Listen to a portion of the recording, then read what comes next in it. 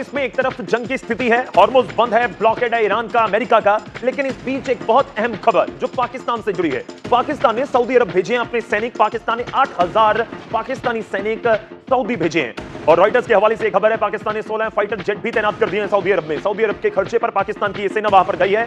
Iran US से double game क्या पाकिस्तान की तरफ से खेली जा रही है।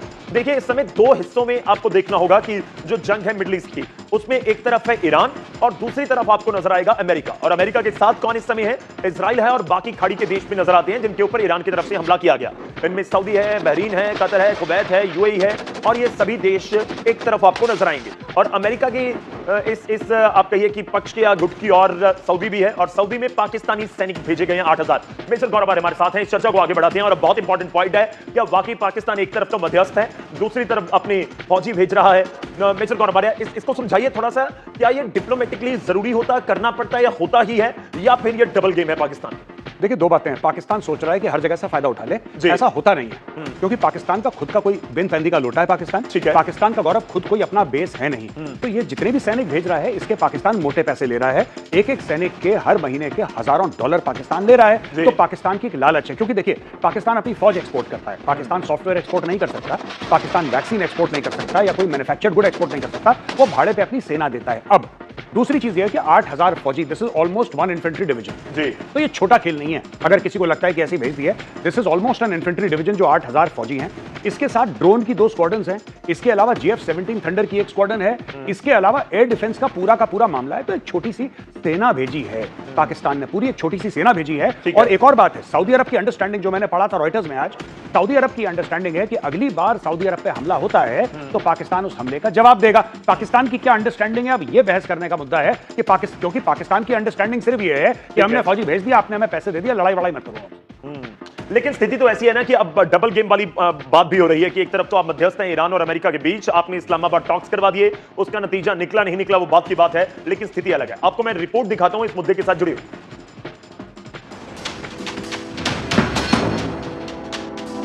सऊदी अरब का गार्ड बना पाकिस्तान, आसिम मुनीर का डबल गेम, ईरान से दिखावे का प्रेम। ईरान और अमेरिका के बीच शांति दूत का मुखौटा पहने पाकिस्तान की फितरत फिर से सामने आई है। जिस वक्त इस्लामाबाद दुनिया के सामने मीडिएटर बनने का दावा कर रहा था, उसी वक्त चुपचाप सऊदी अरब में अपनी सैन्य ताकत उतार रहा था। मीडिया रिपोर्ट्स ने आसिम मुनीर के डबल गेम की परतें फिर खोल दी है। रिपोर्ट के मुताबिक पाकिस्तान ने सऊदी अरब में 8000 सैनिक, करीब 16 JF-17 fighter jet, 2 drone squadron और चीन के HQ-9 एयर डिफेंस सिस्टम तैनात कर दिए हैं। सबसे बड़ी बात, पूरा खर्च सऊदी अरब के सिर फोड़ा गया है, यानी कंगाल पाकिस्तान का पूरा खर्च सऊदी अरब उठा रहा है। रिपोर्ट में दावा किया गया है कि जरूरत पड़ने पर पाकिस्तान 80,000 सैनिक भेज सकता है। पाकिस्तान के रक्षा मंत्री ख्वाजा आसिफ पहले ही इशारा दे चुके थे कि इस समझौते के तहत सऊदी अरब को पाकिस्तान की न्यूक्लियर अम्ब्रेला के दायरे में रखा गया है। दोनों देशों के बीच पिछले साल एक रक्षा समझौता हुआ था, जिसके तहत सऊदी अरब या पाकिस्तान पर हमला होता है तो दोनों देश एक दूसरे की मदद करेंगे। वैसे इससे पहले खबर आई थी कि पाकिस्तान ईरान की मदद कर चुका है। सीज़फायर के बाद पाकिस्तान के नूर खान एयरबेस पर ईरान के C-130 विमान के छिपाने की खबर आई थी। डबल गेम खेलने में उस्ताद पाकिस्तान एक तरफ शांति वार्ता का ढोंग कर रहा है, वहीं दूसरी ओर ईरान के लिए सेफ जोन भी बना। अब ईरान के खिलाफ सऊदी अरब में अपने जवानों को तैनात किया है। मतलब पाकिस्तान की कपट नीति को पूरी दुनिया जान गई है कि ऐसा कोई सगा नहीं जिसको पाकिस्तान ने ठगा नहीं। तो कुल मिलाकर बात यह है, और स्थिति इस तरह से बनती हुई नजर आ रही है, इसमें कोई दो राय नहीं है। आप समझिए कि स्थिति क्या है। स्थिति यह है कि 8000 सैनिक भेज दिए, वहां पर और भी बहुत कुछ भेजा गया, उसके ऊपर मैं बात करूंगा। पाकिस्तान ने सऊदी अरब में सैनिक भेजे हैं, और सऊदी में पाकिस्तानी फौजी क्या कर रहे हैं, ये सबके जहन में डेफिनेटली एक सवाल होगा। सऊदी अरब पहुंचे हैं 8000 पाकिस्तानी सैनिक, और 16 जेट भेजे गए हैं, ज्यादातर JF-17 इनमें शामिल हैं, जो 16 जेट भेजे गए हैं उनमें, और HQ-9 एयर डिफेंस सिस्टम भी भेज दिया गया है, जो मेजर गौरव इससे पहले भी बात कर रहे थे। ड्रोन स्क्वाड्रन भी सऊदी अरब पहुंची है। तो पूरा लाम लश्कर है, ऐसा नहीं है कि एक टुकड़ी भेज दी या कुछ फौजी भेज दिए, इक्विपमेंट्स भी है, पूरा सैन्य सामान कहिए। जब तक सऊदी अरब पैसे दे रहा है जी, आप कह रहे हैं 8000, मैं कह रहा हूं पाकिस्तान 80,000 भेजेगा, पाकिस्तान 2 लाख भेजेगा, पाकिस्तान सैनिक भेजता रहेगा जितना सऊदी अरब अफोर्ड कर सकता है। पाकिस्तान उतने हथियार और उतने सैनिक भेजेगा। अब मैं आपसे, लोग ये भी समझना चाहते होंगे कि 8000 सैनिकों का या 16 फाइटर जेट का मतलब क्या समझा जाए, कि अगर ईरान हमला करता है सऊदी के ऊपर तो ये फाइटर जेट क्या ईरान के खिलाफ काम करेंगे, सऊदी इस्तेमाल करेगा और क्या पाकिस्तान इसकी इजाजत दे देगा, ऐसा समझा जाए? नहीं, इजाजत नहीं। देखिए, पाकिस्तान कुछ भी करेगा if the price is right. देखिए ना, यही चीज सब लोग कंफ्यूज हो जाते हैं पाकिस्तान के बारे में। मुझे कम से कम एब्सोल्यूट क्लैरिटी है, the price has to be right.